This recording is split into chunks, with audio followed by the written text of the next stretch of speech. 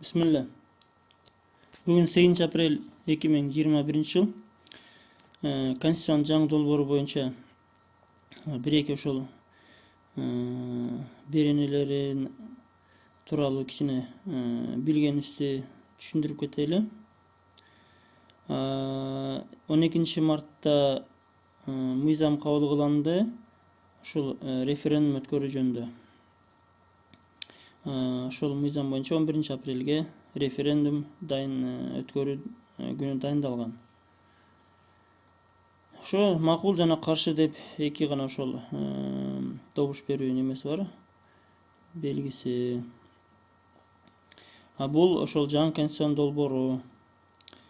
Эми биз жалпы конституцияны боюнча жалпысынан негизи туура же туура эмес деп азырынча айта албайбыз. Бирок ошол конституциянын ичиндеги беренелер боюнча пикирлерибизди айтабыз азыр буюрса. Ошол биринчи беренеси мынакей.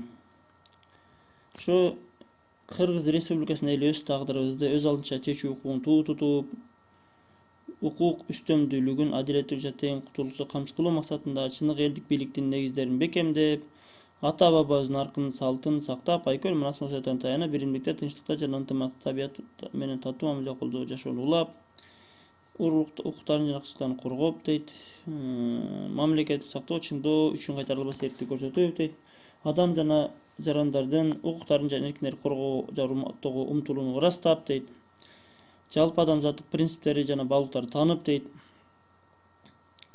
социалдык адилеттикке, экономикалык бакубатчылыкка, билимге, илимге, руханий өнүүгө умтулуп, ушул конституцияны кабыл кылабыз дейт кыскасы ошо. Анан биринчи эле беренесинде дайым талаш болуп келген 2010 жылдан бери ошол Кыргыз Республикасы дейт көз карансыз эгемен демократиялык, унитардык, укуктук, светтик жана социалдык мамлекет дейт. Мынакей эгемен дейт, көз карансыз демократиялык, укуктук дейт. Анан светтик дейт, 3 маанилүү сөз. Демократиялык деген сөз ошо ким кааласа мусулман болот, кааласа мисалы үчүн христиан болот дегендей, кааласа теңирчи болот, кааласа күнгө сыйынат, кааласа күнгө сыйынбайт дегендей. Ошол кааласа хиджаб кийет, кааласа жалаң баш жүрөт. Ошол демократия, укуктук дейт, укуктук. Биз ошол укуктук негизде гана ушундай мамилелер жөнгө салынат. Анан светтик дейт. Свет деген бул ошо мамлекеттик башкарууга дин аралашпайт дегенди билдирет. Эми ошо светтик деген сөздү негизи жарандардын дин укуктарын негизи чектебейт. Болгону диний партиялар, ошо диний уюмдар мамлекет башкарууга киришпейт дегенди гана түшүндүрөт да. Ошентсе дагы ошо светтик деген сөздү ким киргизген 2010 жылы? Текебаевбы, ошол партиясыбы? Ошол светтик деген сөз өтө көп мусулмандардын кекиртегинде турду ошочо. Ошо светтик деген сөздү алуу боюнча кечээ жанагы көптөгөн мусулман агаларыбыз аракет кылышты, алмаштырып ушул мамлекеттик дин катары ислам дини таанылсын деп аракет кылышты. Муктабек Арстанбек агайыбыз, анан ошол жамааты ошол аракет кылышты, бирок Конституциялык кеңешменин курамы, ал курамды ким бекиткен, ошол каяктан алар бекитилген, кандай көрсөткүчтөр менен алар тандалганын билбейбиз. Каяктагы эле бир профессорлор эле ушинтип чечип коюштур, 6 миллион кыргыз элинин тагдырын жашоосун. Светтик деген сөз негизи түпкүлүгүндө ошол адамдардын дин тутуу эркиндигине эч кандай чектөө койбойт, бирок иш жүзүндө динден кабары жок, динге көз карашы терс адамдар, мугалимдер, директорлор, башка бир кызматкерлер ушул светтик деген сөздү колдонуп көптөгөн мусулман адамдардын укугун чектеп жатат. Ошол светтик деген сөзгө биз каршыбыз негизи. Алып салыш керек эле. Анан ушу жанагы Муктабек агайдын жамааты же болбосо ошол башкалар ошол кыргыз элинин ошол мамлекеттик дини, ислам дини деп таанылсын деген ошол сунушту биз өтө колдойбуз. Ошол сунуш менен ошол Нур партиясынын өкүлдөрү да кирген, аларды даже аралаштырган деле жок. Анан бизди тартпа, кимге кандай добуш берип аткан купуя сакталсын деп даже ошо өздөрүнүн даже пикирин, добушун дагы ачыкка чыгаруудан коркушат да, десе эки жүздүү да. чынык адам, мына чынчыл адам ачык эле айтат да, мындай болуш керек, мындай болуш керек деп. Ушул эң маанилүү жер ушул. Себеби конституциянын ишке ашышын биз юрист катары көп эле көрдүк да. Конституцияны тоготпой эле жүргөн биз канча мугалим директорлор көрүп атабыз. Дин тутуу эркиндиги жазылса дагы, укуктар жазылса дагы. Ошол мисал үчүн мугалим директорлорду гана мисал алайлы, анан калгандарын айтпай турайлы. Башка Конституцияда жазылып турса деле Конституция менен чатагы жок, же билгиси келбейт, уккусу да келбейт.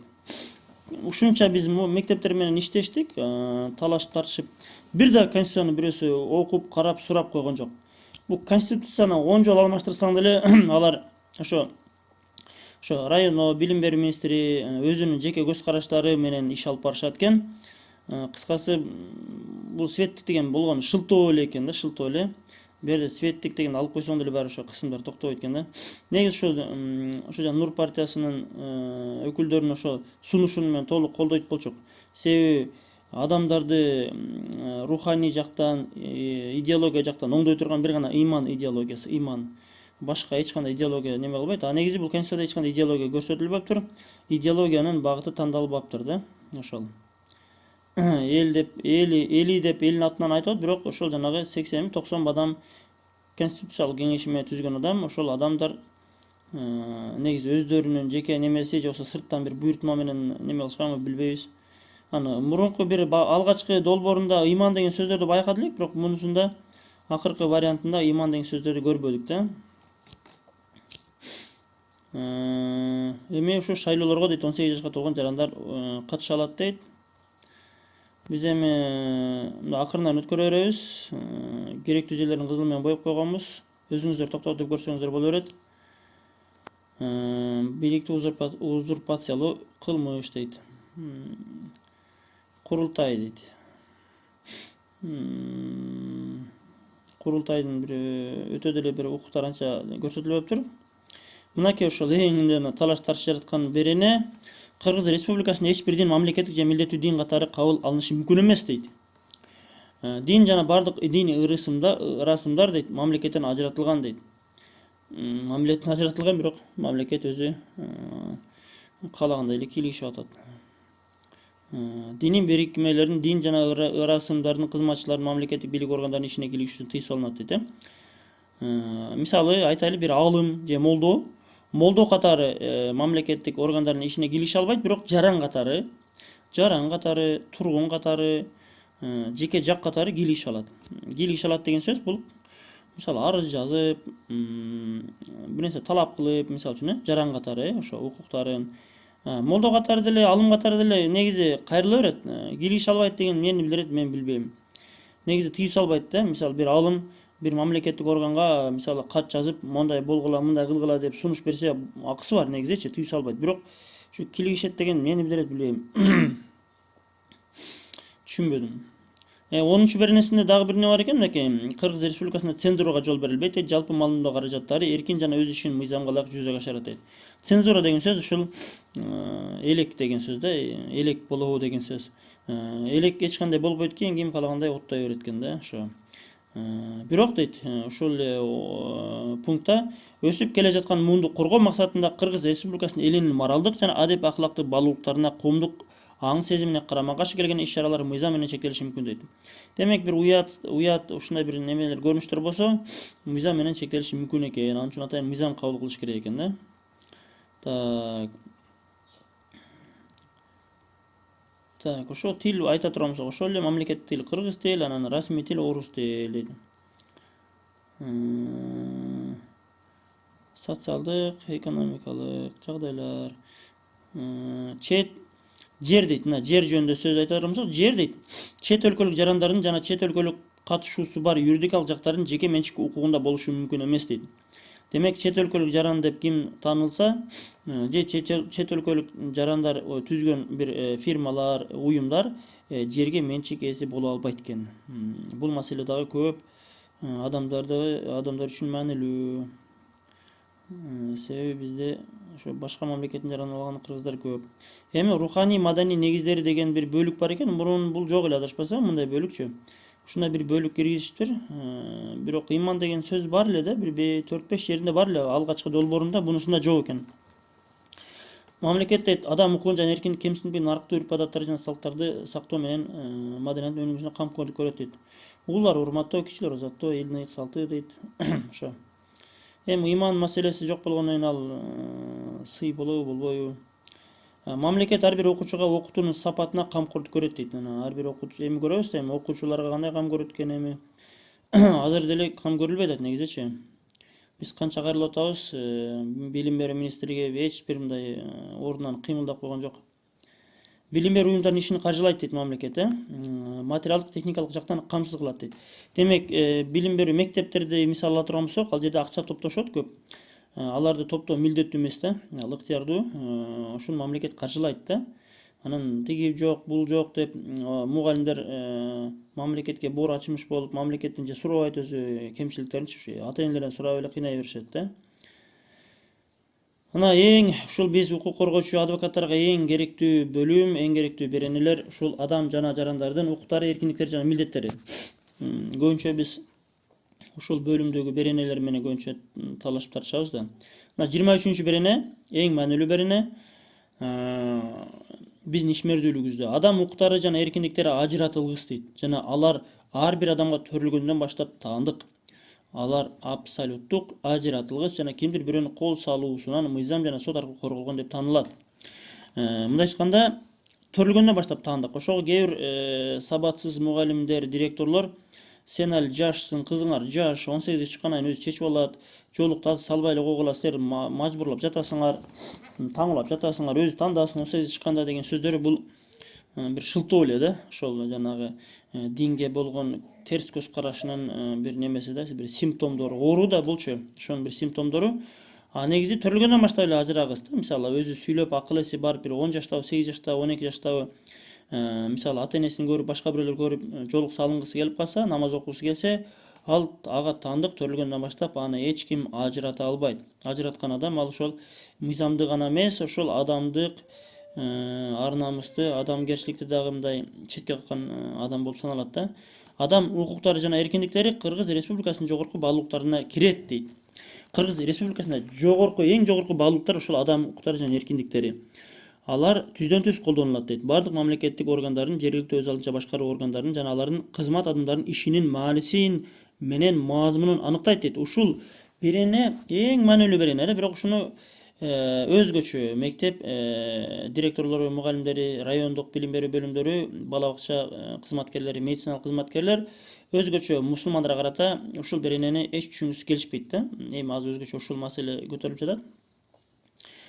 Бул билим берүү мектептер, ошол жанагы бала бакчалар, башка ишканалар, мамлекеттик ишканалар адам укуктары, эркиндиктери үчүн гана түзүлгөн жана ошол укуктарын жана эркиндиктерин ишке ашыруу үчүн, жол берүү үчүн, мүмкүнчүлүк берүү үчүн гана иш алып барат да. Алар болсо буну билишпейт, билгиси да келишпейт, өздөрүнө жакпаган үчүн эле өзгөчө мусулман адамдардын ушундай укуктарын чектешет да. Ана силер тигиндейсиңер, мындайсыңар деп ушул беренени азыр 10 жолу окусам деле баары уккусу да келбейт да. Билебиз анча. Эми адамдын жана жаран укуктары, эркиндиктер, улуттук коопсуздук, коомдук тартипти, калк саламаттыгын сактоо эми чектөө кирилиши мүмкүн дейт.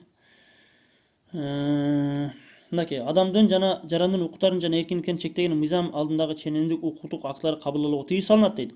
Демек, бул подзаконный акты деп коет. Буну мисалы үчүн жоболор, буйруктар, уставтар адам укуктарын жана жаран укуктарын чектесе, анда ошо чектеген ошондой актыларды, буйруктар, уставтары кабыл алууга тыюу салынат дейт. Бирок бул тыюу салынганын эч көрөбүз го дагы. Билим берүү министри баш болуп, мектептер төш болуп, анда уставтар кабыл кыла берет. Себеби аларга конституцияны өмүрүндө бир кармап деле коюшпайт. Алар эч карашпайт. Аны мисалы билим берүү министри биз көрдүк, 1-2 мыйзам актысын чыгарышты. Мектептерге кирүүгө тыюу салынат деп, чоочун адамдарга тыюу салынат депчи. Бул караңгылыктын эле бир немеси да. Анан биз таң калганыбыз, башкы прокуратурага анан акыйкатчыга жазсак, эч кандай бирде адам укуктарын чектеген бир немени көрбөдүк деп, алар деле бир ушундай бир нерсени жазып жооп берип коюшту да. Прокуратура болсо билим берүү министри өзү чечип койсун деп ошого жооп берди. Эми конституцияда белгиленген адам укуктары жана эркиндиктери эч кандай чектелүүгө жатпайт дейт. Бул эми конституцияда жазылган, бирок иш жүзүндө чектелүү эле жатат да. Ошол конституциянын таасири, күчү кантип болот, болбой негизи билбейбиз. Мына 24 берене. Эч ким жынысы, расасы, тили, майыптуулугу, этносту туткан дини боюнча басмырланышы мүмкүн эмес дейт. Бирок дини боюнча бизде көп басмырланып келет да. Ушул көптөн бери эле басмырланып келет. Басмырлоого жол берген адамдар мыйзам калак жоопкерчилик тартат дейт. Бирок иш жүзүндө биз жоопкерчилик тартпай эле келе атат да. Райондук билим берүү бөлүмдөрү мугалимдерге, директорлорго чара көрбөй эле атат. Бул конституцияны тоготпойт да. Конституция кимге керек? Конституция ушу мусулмандарга эле керек экен да. Мусулмандар эле ушу конституцияда мындай тигиндей деп ушу укуктарын коргоого аракет кылып атат. Анан ушу кызматкерлер болсо конституцияны бир таянып коюшкан жок да. Эми мынакей үй бүлө жөнүндө түшүнүк. Бул негизи мурунку 2010 жылы конституция боюнча үй бүлө дегенде эки жактын нике куруусу деп жазылган эле. Анан Атамбаев президент болгондо ошого өзгөртүү киргизген 2016 жылы. Эркек менен аялдын ыктыярдуу никеге туруусу деп ушул конституцияда да калды. 2010 жылдагы конституция боюнча эркектер да никеге турса болот эле да, мыйзам боюнчачы. ЗАГСка барып нике сураса, алар нике каттабай койсо, соттошсо утуп коюшу мүмкүн эле бача-баздар. Эми жакшы жок деген ушул үй бүлөнүн аныктамасын туура көргөзүштү, эркек менен аялдын деп. Эгер жана ЛГБТ, МПОлорго эркиндик берилсе, ушул берене кийин алмашып кетиши мүмкүн да. Ушу биздин укугубузда тейлеп атат депчи. Балдарга камкордук көрүү, аларды тарбиялоо атасынын да, анесинин да бирдей укугу жана милдети. Эми кээ бирлер айтат да, силер балдарыңарды мажбурлабагыла, өзү тандап алсын, өзү жоолугун кийин 18 чыкканда өзү чече алат, силер жаш кызыңарга мажбурлап жатасыңар депчи. Бул жерде жазылып турат да, 26 беренеде ата-энеси дейт, өзү тандайт экен, укугу жана милдети кандай тарбиялайт, кандай дин менен тарбиялайбы, демократия менен тарбиялайбы, өзү чечет экен, өзү ата-энесинин милдети, укугу дейт. Мектептин директорлору жанагы сүйлөгөн сөздөрү, балаңар жаш, силер мажбурлап жатасыңар деген. Ал ошо сабатсыздыгынын эле бир белгиси да. Ар бир бала дени боюнун, акыл эсинин, руханий, акылактык жана социалдык өнүгүшү үчүн зарыл болгон жашоого деңгээлин укту дейт. Ар бир бала өзүнүн руханий, адеп, акылактык өнүгүү бир жашоосун өзү тандайт экен да. Так, адамдын ар намысы абсолюттук жана кол тегиз дейт. Абсолюттук жана кол тегиз. Канайым жашоодо ошондой болсо.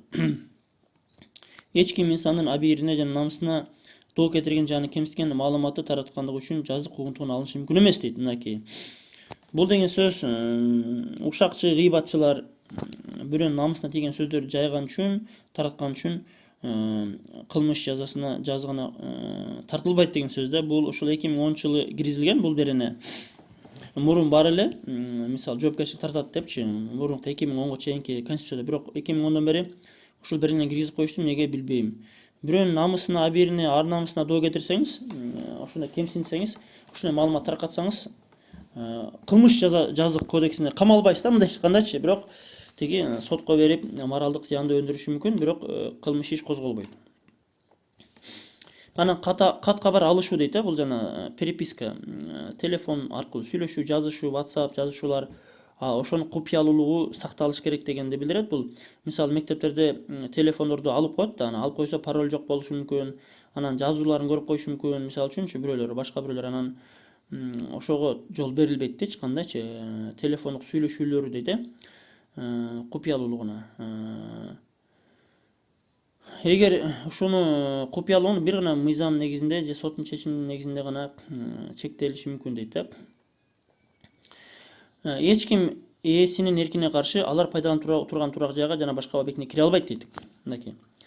Бизде кете болот да, бирөөлөр кириши мүмкүн, текшеребиз, тияк бияк деп, анан биз тияктан келдик, бияктан келдик, комиссия келдик, мэрияден келдик деп үйлөргө, жеке жактын үйлөрүнө, юридикалык жактын үйлөрүнө кириши мүмкүн. Мынакей тинтүү, алып коюу, кароо жүргүзүүгө жана башка аракеттерди жүзөгө ашырууга, ошондой эле бийлик өкүлдөрүнүн жеке менчик же башка укуктук ээлигинде турак жайга, башка укуктук ээлиги деген бул ижарага алган болсо да, турак жайга жана башка объекттерге кирүүсүнө сот чечими негизинде гана жол берилет дейт.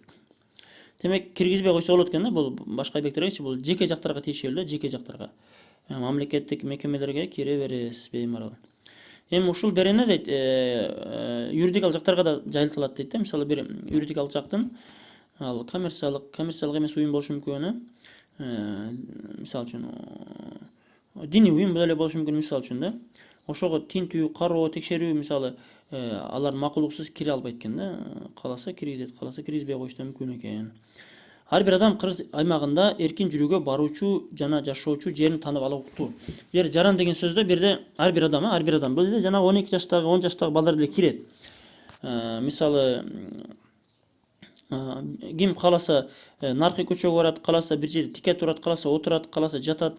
Ошол болгону коомдук тартипти, коопсуздук бузбаш керек, коомдук тартипти бузбаш керек, бирөөнүн мүлкүнө кирбеш керек. Каалаган жерине барып жашайт. Берге атайын бир ишеним угат, же болбосо бир мисалы жаш жетпеген бала боло турган болсо, бир нерсенин кереги жок, каалаган жеринде жашай берет дейт да. Ошо ата энеси макул болсо, барып тагасыныкында же акасыныкында же башка бир жерде жашай берет. Ошол болгону ошол жашаган жери турак жай болуш керек да, нежилой болбош керек мисалы ошо. Ар ким эркин ой жүгүртүүгө жана пикирге ээ болууга укуктуу дейт да. Пикир, ой жүгүртүү мынакей. Эми ар бир адам өз пикирин эркин билдирүүгө сөз жана басма эркиндиги укуктуу дейт. Мисалы ар бир адам пикир эркин билдире алат, бирок мамлекеттик кызматкер болгон учурда өзүнүн пикирин билдире албайт. Ал боюнча атайын мыйзамдар бар. Жана кызыкчылыктардын кагылышы жөнүндө, мамлекеттик кызмат жөнүндө ошо мыйзамдар бар. Өзүнүн пикирин, жеке кызыкчылыктарын кызматына аралаштырбайт. Ошону билип алыш керек биздин педагогдор, медиктер. Медиктер, педагогдор көбүнчө эле ушул жанагы эмдөө албагандарга, жол салындарга, намаз окуган талимдерге өздөрүнүн пикирине таянып, өзүнүн көз карашына таянып, ошол жанагы сүйлөшөт да, жерде сүйлөп, сайрап жүрүшөт. Барбагыла, мешитке барбагыла, жол салынбагыла депчи, ал жеке пикири болуп атат да. Ошондо ал өзүнүн үйүндө айтышы мүмкүн кыздарына же туугандарына, бирок мектепте же болсо ишканада өзүнүн пикирин айта албайт. Себеби ал жерде ал адам эмес, ал жерде ал кызматкер. Эми бирөө пикирин билдирүүгө же андан баш тартууга мажбурланышы мүмкүн эмес дейт. Эми басып кастыкка же зомбулукка чакырган улуттук расалык диний жек көрүүчүлүктү үгүттөөгө тыюу салынат дейт. Бизде диний жек көрүүчүлүктү өзгөчө биз мугалимдерден, анан медиктерден байкайбыз да.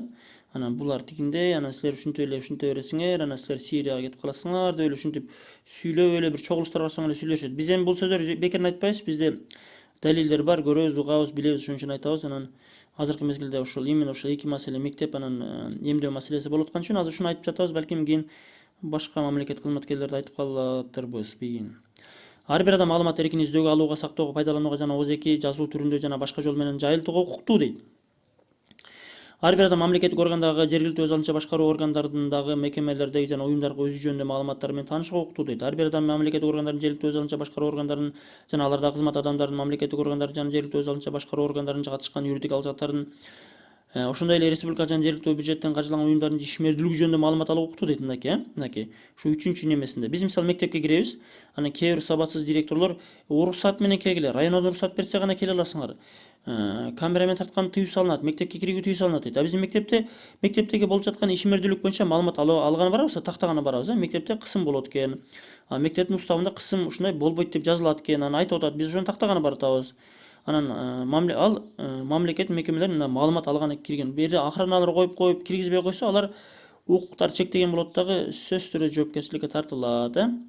Мынакей ар бир адамга мамлекеттик органдардын, жергиликтүү өз алынча башкаруу органдарынын жана алардын кызмат адамдарынын карамагында болгон маалыматка жеткиликтүүлүк кепилденет дейт. Маалымат берүү тартиби мыйзам менен аныкталат дейт. Дагы ошондой эле бизде акыркы мезгилде РОВД мамлекеттик органда, андан сырткары соттордо жакында мисалы пайда болуп калды. Милициялар кимге келдиң, каяка келдиң, телефонду тыштап кой, анан паспортуң барып тиги бу деп мындай ушундай милицияларда ушундайлар байкап атабыз. Анан дагы ким ошо соттордо да байкап атабыз, ошол жана сот приставдары кимге келдиңиз, сотуңуз барып, соттун повестка барбы жокпу, эмнеге келдиңиз деп сурайт да. Негизи ошол туура эмес, мисалы балким мен милициянын ишмердүүлүгү жөнүндө билип, же соттун ишмердүүлүгү жөнүндө билип бир маалыматтар алганы киришим мүмкүн да. Мен паспорт жок эле кире алам да, анан мени антип тактаганы акысы жок, бирок каттап коюшу мүмкүн. Эми ар бир адамга абийир жана дин тутуу эркиндиги берилет, кепилденет дейт. Кепилденет деп Конституцияда жазылат, бирок иш жүзүндө кепилдик көрбөй атабыз. президентке, өкмөттөргө көпчө арыз жаздык. Алар эч кандай чара колдонгон жок. Билим берүү министрине деле бир таасир берип койгон жок. Мектептерге, районуларга эч кандай таасир бербеди. Болгону прокуратура эле гана ушу кепилдикти аткарып жатат. Иш жүзүндө ар бир адам өзүнчө же башкалар менен бирге каалаган дин тутууга же эч бир динди тутпоого укуктуу дейт. Сиз өзүңүз же болбосо үй бүлөңүз, жакындарыңыз менен башкалар менен бирге бир динди тутуп атсаңыз болот да, жамаат менен бирге деле. Ар бир адам диний жана башка ынанымдарды эркин тандоого жана тутууга укуктуу дейт. Мынакей, ар бир адам деп атат да, беречи, ар бир адам. Кээ бир мугалимдер 18 чыкканда гана деп ушуну түшүнөт экен, ал анын терс тар түшүнүгү. Эч ким өзүнүн диний жана башка ынанымдарын билдирүүгө же ардан баш тартууга мажбурланышы мүмкүн эмес. Бирок бизде мугалимдер, директорлор ошол диний ынанымынан баш тартууга мажбурлап жатканын биз байма-бай күндө көрүп жатабыз, угуп жатабыз. Видеолорго да чыгарып жатат да мынакей. Эми мугалимдер ушуну түшүнсө гана ушунучу. Ошол алар мажбурлап жатат. Сен но диниңдин бул мисалы мусулманчылык боюнча жол салыныш керек деген ишеним бар да, ошол ишенимден баш тарткын сен. Бул туура эмес. Бул арабтардыкы, тияктыкы, бияктыкы, биздики эмес, ата-бабабыз салтыбызда жок деп өзүнүн жеке тар туура эмес бузуку көз карашын таңгулап, бечара жаш окуучу кыздарга ал жетип мажбурлап жатат да, сен бул жолуңан баш тарт. Анан укук коргоочу бирөөлөр камера менен барсаң, жок мен андай кылган эмесмин, эч кимге мен баш тарт деген эмесмин деп эки жүздүүлүгүн көрсөтүп бечара боло калышат да. Ошо саясий дейт, ар бир референдумга катышуу укуктуу дейт, укуктуу референдумга катышуу укуктуусуңар. Катышпай койсоңор болот, катышсаңар деле болот, ар кандай себептер менен.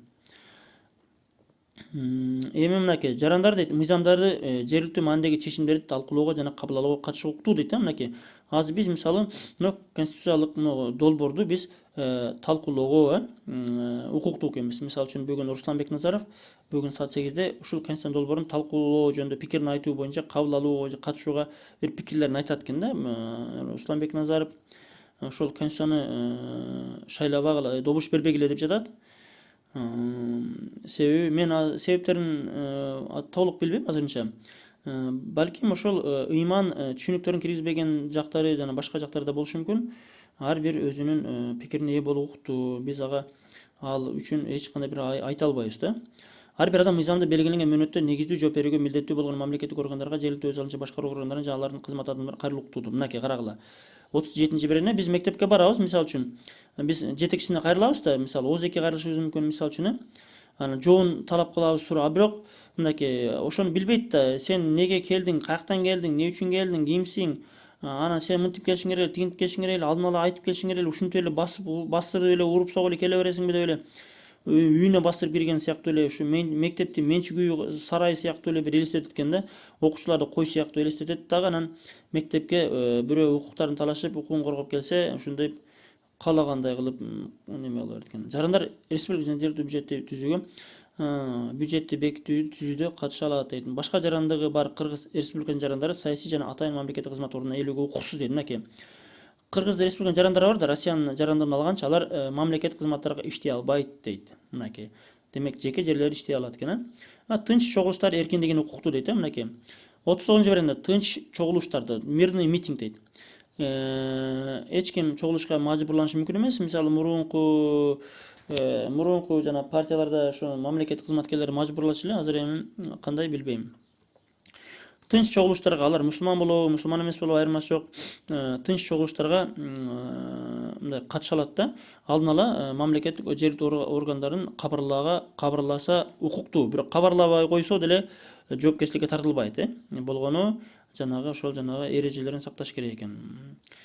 Эмгек эркиндигине, эмгекке жөндөмдүүлүгүн пайдаланууга, кесибин жана ишин түрүн тандоого укуктуу дейт. Бирок иш жүзүндө биз билебиз, угуп жатабыз, мектептерге хижапчан эжекелерди кабыл кылбайт. Бизде далилдер көп. Сакалчандарды кабыл кылбайт экен, кээ бирөөлөр сакалың ал дейт экен, биз андайлар уктук, андайларды көрүп атабыз, угуп атабыз. Мынакей, бирок ошол эмгекке болгон укугун ошол одоно төрө тебелеп жатат ошол караңгы жетекчилер. Ар бир адам ден соолугун коргоого укуктуу дейт. Мисалы мен ден соолугумду кантип коргойм? Мисалы мага бир эмдөө жакпашы мүмкүн, же эле күмөн санашы мүмкүн да. Мисалы үчүн коопсуздугу боюнча мен аны албоо менен өзүмдүн ден соолугумду коргой алам да. Же болбосо башка жолдор менен. Мынакей кызмат адамдарынын дейт, адамдардын өмүрү жана ден соолугу үчүн коркунуч туудурган фактлары жана жагдайларды жашыруусу мыйзамда белгилenen жоопкерчилик алып келет дейт. Мисалы эмдөөлөрдү, вакциналарды мисал ала турган болсок, айда коркунуч туудура турган жагдайлар бар. Мисалы побочный эффекттери бар да, мисалы өлүмгө алып келе турган жерлер болушу мүмкүн, ыстма, шал болуп ооруп калышы мүмкүн. Ошолорду жашырат да, көбүнчө айтпайт. Ошону жашырбаш керек. Же болбосо башка бир. Мисалы сизди операция кылабыз, бул операциядан сиз өлүп калышыңыз мүмкүн деп айтышы керек да. Мынакей кайрымдуулук иш аракеттери мамлекет кайрымдуулук иштерди колдоого алат дейт. Эч ким дейт турак жайын өз билемдик менен ажыратышы мүмкүн эмес дейт. Бир гана соттун чечими негизинде болот экен да. Билим алууга укуктуу дейт ар бир адам дейт. Негизи жалпы билим алуу милдеттүү дейт, карагыла дейт. Анан ошол мектептеги билим берүү акысыз алууга укуктуу дейт. Бирок мында карагыла бир окуучу кыз бар, дейли, мисалы үчүн орунот дейли, 6 класс, 7 класста дейли, билим алууга укугу бар, ошол эле мезгилде милдеттүү. Ал мажбур. Ал бир кандайдыр себептер менен мугалим жакпашы мүмкүн, директор жакпашы мүмкүн, мектепке баргысы келбейт, мектепке барганда жүрөгү титирейт, ушу дарбазга киргендечи, ушу жана жоолугуучуну кемсиндип угат да. Бирок барбайын десе милдеттүү түрдө иштей албайт, диплом ала албайт. Анан мугалимдер адепсиз, сабатсыз мугалимдер ушинтип пайдаланат дагы, билим алуу милдеттүү экенин пайдаланат дагы, анан коркутат. Болсо башка мектепке кетип кал, анан башка медресеге кетип кал деп, тиги кете албайт. Аны оюна койсоңчу мектепте ошо ыргытып эле медресеге кетип калат болчу. Бирок ошого мугалимдер өздөрү мажбурлап жатат да, мынакей. Укуктуу жана милдеттүү дейт, мынакей. Акысыз дейт, акча топтошот, бирок акысыз болсо да акча топтой беришет, мел жок, тиги жок депчи. Жаштарга дейт руханий адеп ахлактык укугу кепилденет дейт. Мынакей кепилдикти бирок көрөбүз, көрбөйбүзбү? Мына үй бүлөлөрдү колдоого дейт, алат дейт. Ар бир адам маданий турмушка катышууга жана маданий малыптарга жеткилүү укуктуу дейт.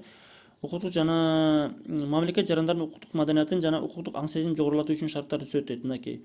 Буга биз юристтер буга иш аракет кылабыз.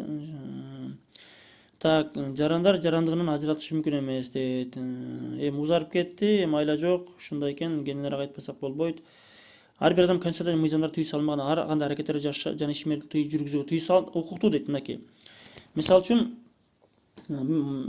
бул бир жагынан жакшы жагы да бар, бир жагынан жаман жагы да бар да. Мыйзамдарга тыюу салынбайбы, биз ошол аракет жасай беребиз. Мисалы үчүн мен мамлекет кызматкерди видеого тартамын, же болбосо окуучу тартат. Тыюу салынбайбы, тарта берет, болду, тыюу салынбайт. Мынакей. Мисалы үчүн дагы бир туура эмес иштерге тыюу салынбашы мүмкүн, бирок демек тыюу салынбайбы, демек эч ким тыюу салбайт деген ошо туура эмес жагы да бар да. Так. Анан эл аралык укуктун жалпы таанылган принциптерин дагы бизге ишке ашат. Мисалы үчүн Бириккен Улуттар уюмунун адам укуктары жөнүндөгү декларациясы бар, ошолор. Мынакей. 56-биринде адамдын укуктарын жана эркиндиктерин жокко чыгаруучу же кемсинтүүчү мыйзамдар кабыл кылынбайт. Эртең мисалы үчүн жоолукка байланыштуу бир мыйзам кабыл кылынса, мисалы үчүн өкмөт токтому кабыл кылды го, Темир Сариев деген аттуу бир кишичи, жанагы этиканы билбеген, динди билбеген, мыйзамды сыйлабаган киши экен. Ачык эле ошо видео айткан, бул бизде хиджаб жок, анан тиги жок, бул жок, дамбал жок депчи.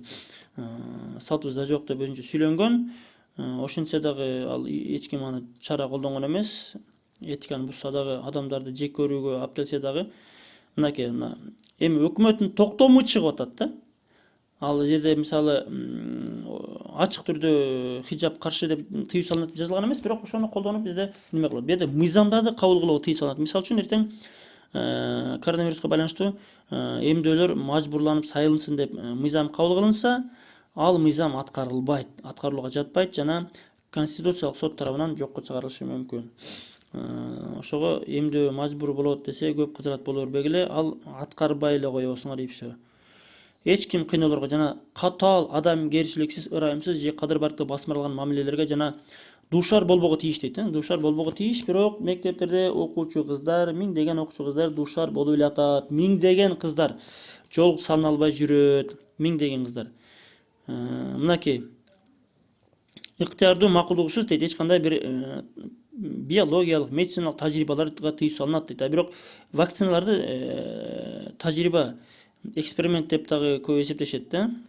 Мынакей, ар бир адамдын дейт, аны күнөөсү мыйзамда каралган тартипте далилденмейинче дейт, соттун өкүмү менен аныкталмайынча дейт, күнөөлүү деп эсептелбейт дейт. Ошого соттун өкүмү чыкмайынча бирөөнү күнөөлүү деп, зордуктады, өлтүрдү деп көп айтат болушубуз керек. Аны биз шектүү деп айтылат да. Эч ким өзүнүн күнөөсүздүгүн далилдөөгө милдеттүү эмес. Мисалы үчүн Тергөөчүлөр чакырды дагы сизди адам өлтүрдүңүз, эми сиз өзүңүз өлтүрбөгөнүңүздү далилдеңиз деп айта албайт да. Аны тергөөчүлөр күнөөлүү экенин өздөрү далилдеп, далилдешке өздөрүнүн милдети. Кандайдыр күмөндөр болсо, шектенүүлөр болсо, ал ошол жана шектүү айыпталуучунун пайдасына чечмеленет да. Сен өлтүрдүң окшойт же өлтүрбөдүң окшойт деп, мисалы үчүн биз андай көрүп эле атабыз да биздечи, мисалы үчүн, балким сен террористтирсиң, балким сен мындайдырсың деп күмөн болуп атабы. Демек, ал ошол жанагы ошол жарандын пайдасына чечмелениши керек. Күмөндүн негизинде эч кандай чаралар болбойт. Бул өзүнчө мындай көп кездешет, мындай күмөнчү ошол жарандардан. Дагы бир жерден жалп турат, бир кандайдыр бир жаран мен ушул кылмышты кылдым деген мойнуна алгандыгын негизинде гана соттолуп кетиши мүмкүн эмес дейт да. Бизде кысымды кылып мойнуна алдырып күнөөнү. Аны ушинтип соттолуп кетиши мүмкүн да. Бирок ошол мойнуна алгандыгы үчүн гана соттолушу мүмкүн эмес дейт. Башка кошумча далилдер менен далилдениш керек. Күнөөнү далилдөө түйшүгү айыптоочуга, башкача айтканда прокурорго жүктөлөт дейт. Далилдеш керек күнөөсүнчү.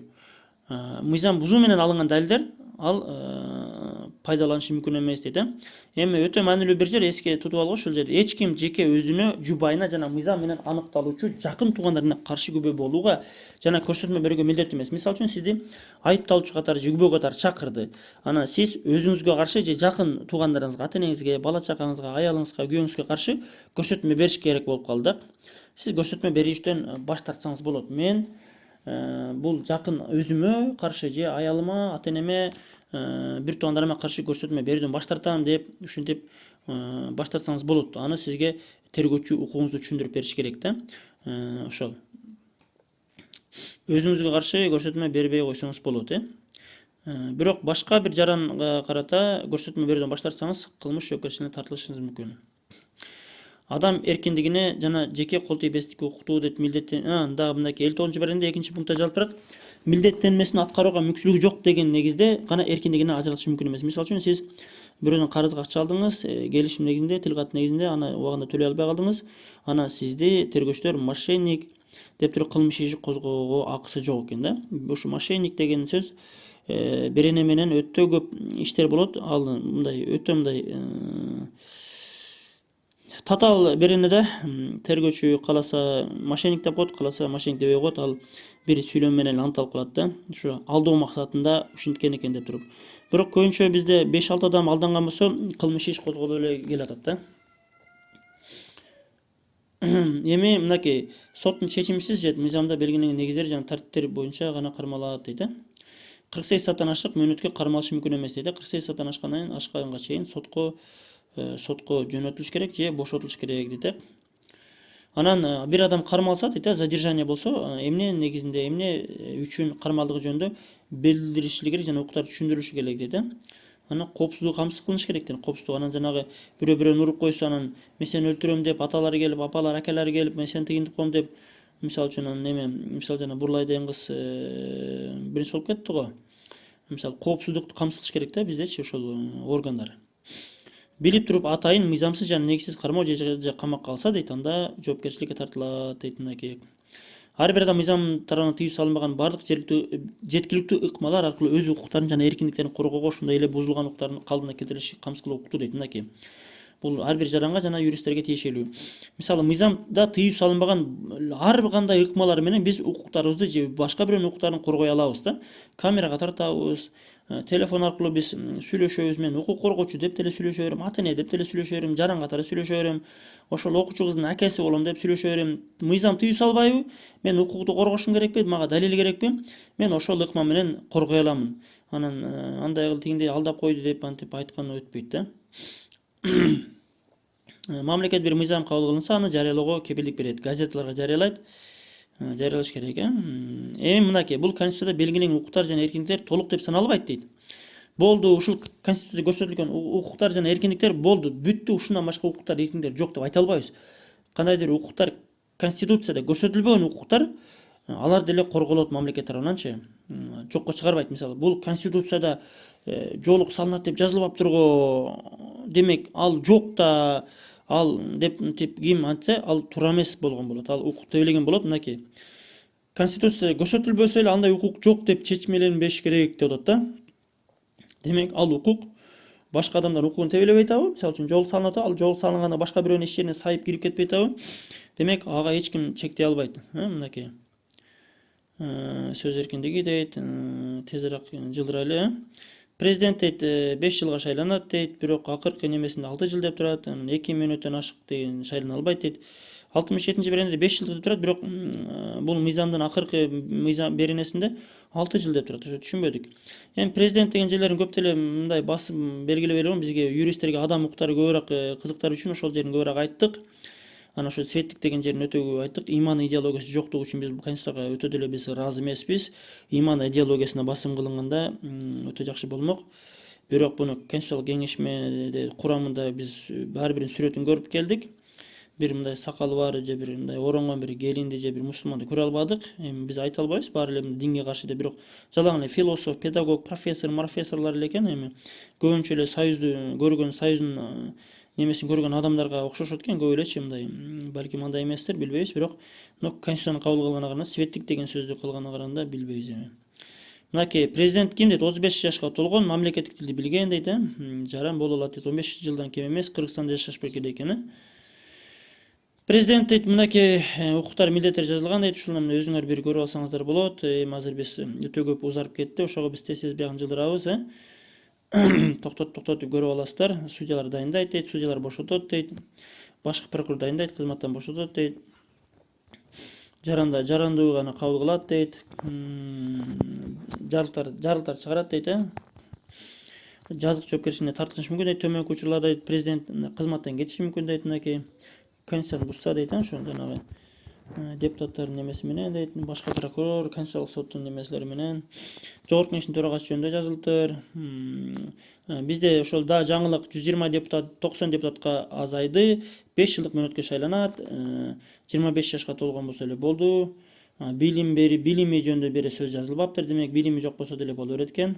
Жогорку кеңеш депутаты эми дейт, мынакей жогорку кеңеш депутаты дейт, бир пикирлери сөз үчүн куугунтукта алынбаш керек дейт. Бир сессиянын ичинде дейт 10 күн жумушка келбесе дейт, депутат мандатынан ажырат дейт. Жогорку кеңештин немелери, укуктары жазылган, токтотуп көрүп алсаңыздар болот. Убакыт узарып кетти. 116 берене турат, адашпасам, бул берене конституция. Бул конституция кабыл кылынбайбы билбейбиз, бирок мен божомолдоп жатам. Административдик ресурс колдонулат деп божомолдоп жатам. Штабтарда жергиликтүү жана шайлоо добуш бере турган жерлерде ошондой бир кандайдыр бир эми бул конституцияны кабыл кылуу, өткөрүү өтө көп каражат талап кылат. Анан мамлекеттик кызматтагыларга буну эптеп өткөрүш керек.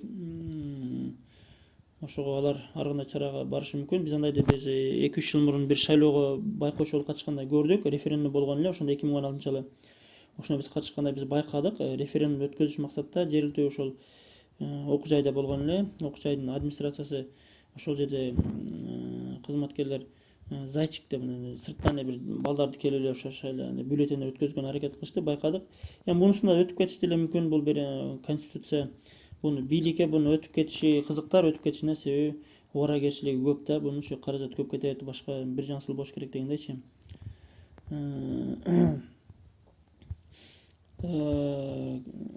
Так, мыйзам жөнүндө, аткаруу бийлик жөнүндө дейт, мынакей аткаруу бийлиги экени. Так.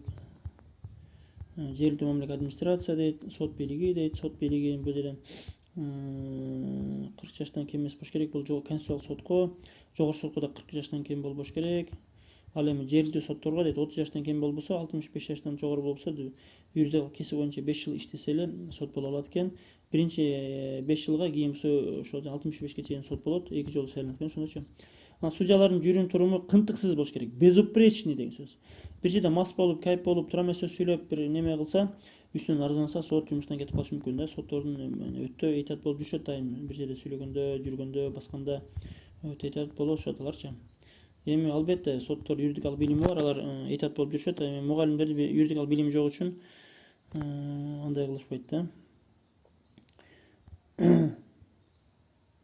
Эми бир мыйзамдар конституцияга каршы келсе дейт, ошо мыйзамдарды жокко чыгарса болот деген бир экен. Аяктап калдык, мынакей аз калды. мынакей 100 беренде барлык соттордо иштерди териштирүү ачык жүзөгө ашырылат. Ишти жабык жыйналышты окууга мыйзамда каралган учурларда гана жол берилет. Соттун чечими ачык жарыяланат. Мисалы сиз көчөдө жүрөсүз, сотко кирип туруп, тоскоолсуз киресиз дагы любой сотко кире аласыз. Кирип мен ушу сотту көрөйүнчү деп, убактыңыз бош, убактыңыз студентсизби, чоң кишисиз айырмасы жок. Уруп согуп эле любой сотко кире бересиз. Сен кимсиң десең, мен көрүүчүмүн десеңиз, сизди соттон чыгарган акысы жок. Бир гана кээ бир ушулар зордуктоо жана башка мамлекеттик сыр, ушундай бир кээ бир кылмыш иштер, жарандык иштер боюнча сот жабык болушу мүмкүн. Ал үчүн сот өзү аныктама чыгарат да, бул иш жабык жыйналыш болот деп айтат да. Калган соттордун дээрлик баары 90% негизи ачык болот. Каалаган сотко кирип катыша аласыз да. Сен тиешең жок деп чыгарган акысы жок эч кимден. Сот дейт конституцияга каршы келген мыйзамдарды кабыл кыла албайт дейт, колдоно албайт дейт. Мынакей бүтүп аяктап калдык дейт. Мынакей прокуратура, биздин доблестный прокуратурабыз бизге жардам берип атат. Прокуратура мыйзамдардын так аткарылышы боюнча Кыргыз Республикасынын прокуратурасы мыйзамдардын жана башка ченемдик укуктук актылардын так жана бирдей аткарылышына көзөмөл жүргүзөт дейт. Мынакей азыр көзөмөл жүргүзүп атат. Ошо жоолукчан кыздарга болгон кысымдар боюнча чаралар көрүп атат. Райондорго сунуш берип атат, бирок райондор аны тоготпойт атат, эч кандай чара колдонбойт атат. Карга кыргын көзүн чукуп койт экен. Прокуратура билбейм, бир катуураактагы чара көрсө керек. Прокуратура дейт, мынакей жергиликтик кеңештер бюджеттер бекитет дейт. Аксакалдар соту дейм бар экен бизде. Мынакей Конституция 300 миңден кем эмес шайлоочулардын же президенттин же жогорку кеңештин депутаттарынын демилгеси менен дейт референдумга кабыл кылынышы мүмкүн дейт. Так, мынакей 2021 6 жылга шайланган президент дейт. Мынакей ошондо бул биринчи президентибиз 6 жылга шайланат окшойт. Ушундай түшүнсөк болот окшойт. Ошол эми бул ушул конституцияны кимдер кабыл кылды? Конституциялык кеңешме тууралуу дагы өзүнчө мен бир иликтедим. Ошондо бир өзүнчө видео кылам. Ошол эми бул конституцияга кандай добуш берүүгө ар ким өзү чечет. Бирок ошол иман идеологиясына басым кылынбаган үчүн ошол жанагы 80-90 адам бир профессорлор ошол жана Нур партиясынын өкүлдөрү барганда ушул ислам динин киргизгиле деп Кыргызстанда 80-90% мусулмандар жашаганына карабастан кимден коркот, кимден каржыланат билбейм, ол адамдарчы өздөрүнө дин балким жакпашы мүмкүн, билбейбиз эмичи. Ошондой кылган үчүн мен ушул конституцияны ошол жерин колдобойм да. Иман идеологиясына басым кылыш керек. Иман идеологиясы гана элди, жерди, өлкөбүздү өнүктүрөт, кылмыштуулук, бузукулук азаят. Бул талашсыз маселе. Ошого мен бул конституцияны добуш берүүгө мен бара албайм. Себептер бар ошого. Демек шайлоого катышпайм мен бул 11-inde. Бул мен жеке пикирим, жеке укугум. Бирок ошо беренелери боюнча мен пикирлеримди айтып кеттим. Жалпы конституция долбоору боюнча эми кандай десек, идеальный эмес, өтө деле жакшы конституция эмес экен. Эгер мисалы мен ушул конституцияны бизге окшогон жаш юристтерге, мусулмандарга бергенде балким биз жакшы жерлерин киргизмекпиз да. Өтө көптөгөн маселелер бар, өтө көп маселелер бар, өтө көп. Айта берсе убакыт жетпейт, бир күн убакыт жетпейт да. Бул эми профессорлор кабинеттен чыкпайбы билбейм, буларчы. Өтө көп беренелер киргизмекпиз да бизчи. Аны сөзсүз түрдө ошол жанагы мамлекеттин ислам дини деп ошондой киргизилишин биз каалайбыз жана сурайбыз жана талап кылабыз.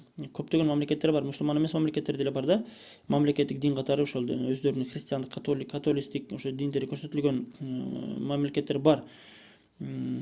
Ошо ар ким өзү ойлонуп көрөт, дагы бир чечим чыгарат.